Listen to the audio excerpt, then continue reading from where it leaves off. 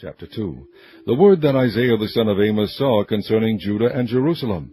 And it shall come to pass in the last days that the mountain of the Lord's house shall be established in the top of the mountains, and shall be exalted above the hills, and all nations shall flow unto it.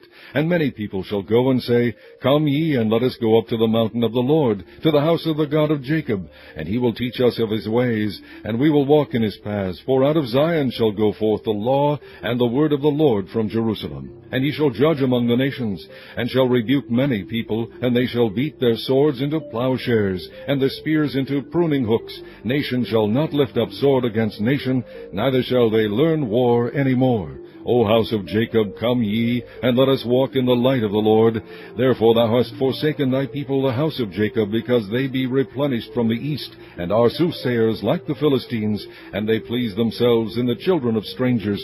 Their land also is full of silver and gold, neither is there any end of their treasures. Their land is also full of horses, neither is there any end of their chariots. Their land also is full of idols. They worship the work of their own hands, that which their own fingers have made.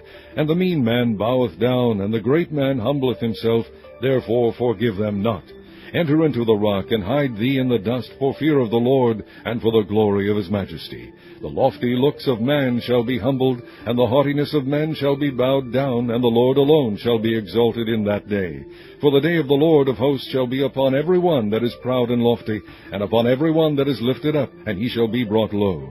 And upon all the cedars of Lebanon that are high and lifted up, and upon all the oaks of Bashan, and upon all the high mountains, and upon all the hills that are lifted up, and upon every high tower, and upon every fenced wall, and upon all the ships of Tarshish, and upon all pleasant pictures. And the loftiness of man shall be bowed down, and the haughtiness of men shall be made low, and the Lord alone shall be exalted in that day. And the idols he shall utterly abolish, and they shall go into the holes of the rocks, and into the caves of the earth, for fear of the Lord, and for the glory of his majesty, when he ariseth to shake terribly the earth. In that day a man shall cast his idols of silver, and his idols of gold, which they made each one for himself to worship, to the moles and to the bats, to go into the clefts of the rocks, and into the tops of the ragged rocks, for fear of the Lord, and for the glory of his majesty, when he ariseth to shake terribly the earth. Cease ye from man, whose breath is in his nostrils, for wherein is he to be accounted of?